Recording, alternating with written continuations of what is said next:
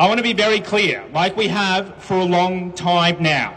The Greens are not only calling for a ceasefire, we are not only calling for an end to the occupation of Palestine, we are not only calling for an end to the regime of apartheid carried out against the Palestinian people by the State of Israel, but we are calling for a free Palestine.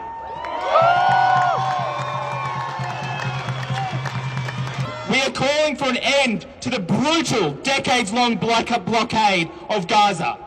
And why are we doing this?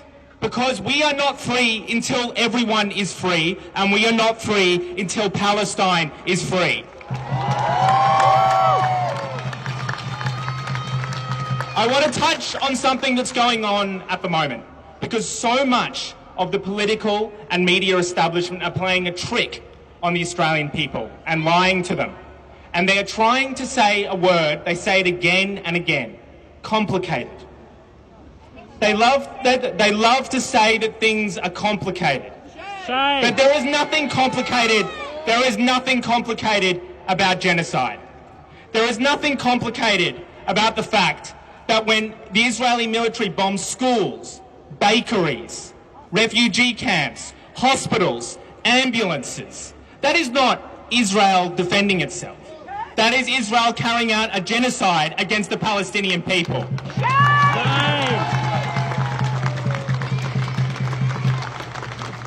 When doctors have to perform C-sections on pregnant women without anaesthetic because the Israeli government has blocked medical supplies, that is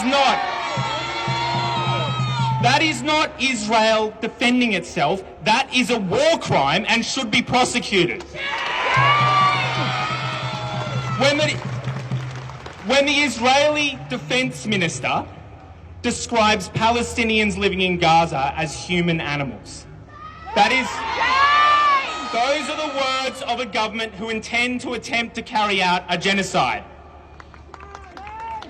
And when we know for decades now, Palestinian people have been treated as second-class citizens with little rights, often imprisoned for no reason, having to get permits to move around in their own country.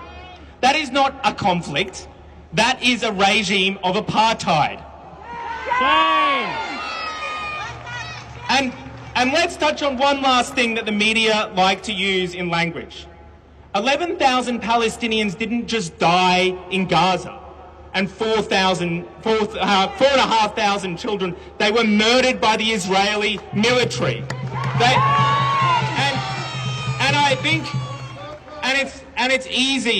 It's easy right now to lose hope. It is. It's brutal. And I want to acknowledge in particular today anyone here with relatives in Palestine, because no one here can properly imagine the horror and the pain that you must be going through. But a challenge for all of us collectively here today, when you think about the heroes in Palestine, the journalists, the nurses, the doctors, the parents, who have not lost hope, it is our job not to lose hope either.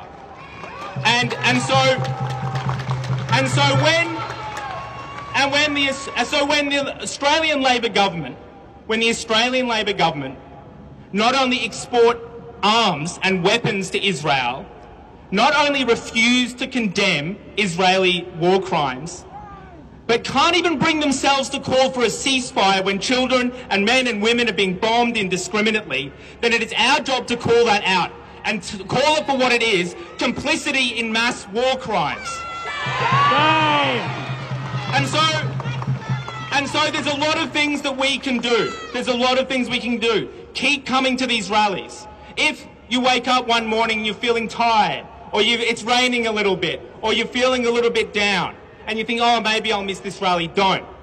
If you live in an electorate where it has a Labor or Liberal member, call and email them and tell them you will never vote for them again if their party can't even call for a ceasefire.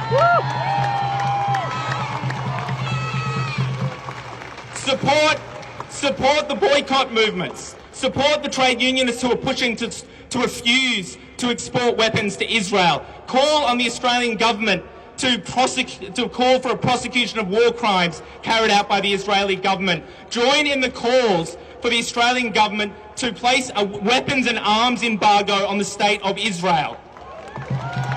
Because we have to find every way to apply pressure, because really why we are here today is to say to the Australian government, not in our name.